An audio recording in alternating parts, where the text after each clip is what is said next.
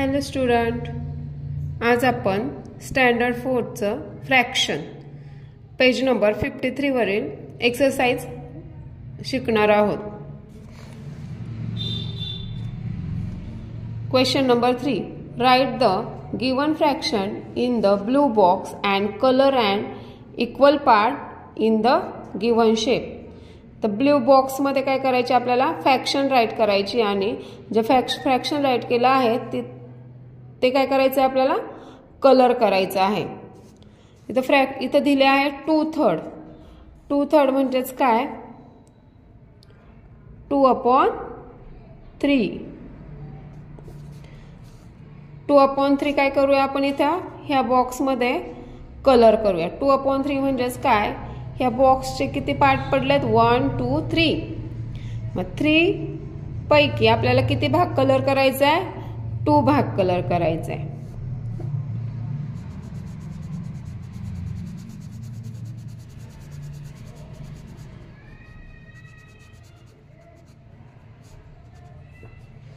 Next आहे 4/8. 4/8 म्हणजेच 8 part पैकी 4 भाग कलर करूया. 1 2 3 4.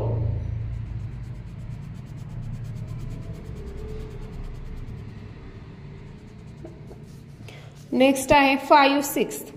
5/6 म्हणजेच 5/6.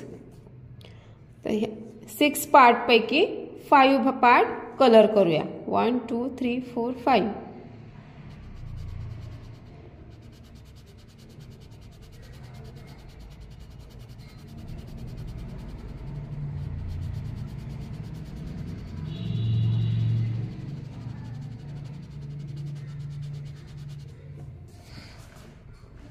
नेक्स्ट आहे 2/7.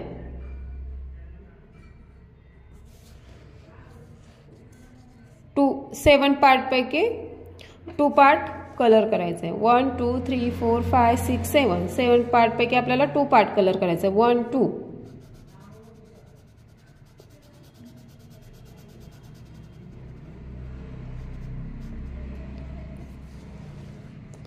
नेक्स्ट आहे 7/8.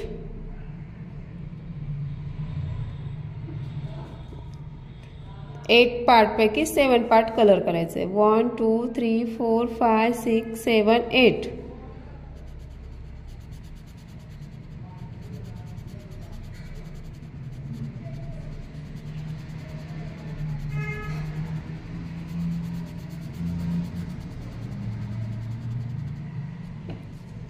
इथे मी पेन्सिलचा यूज केला आहे कलर करण्यासाठी, तुम्ही कलर पण वापरू शकता.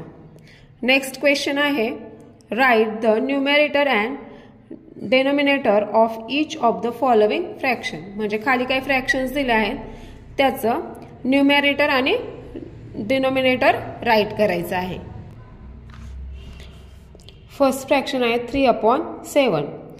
3/7चं न्यूमेरेटर आहे 3 आणि डिनोमिनेटर आहे 7. न्यूमेरेटर आहे 3 आणि डिनोमिनेटर आहे 7.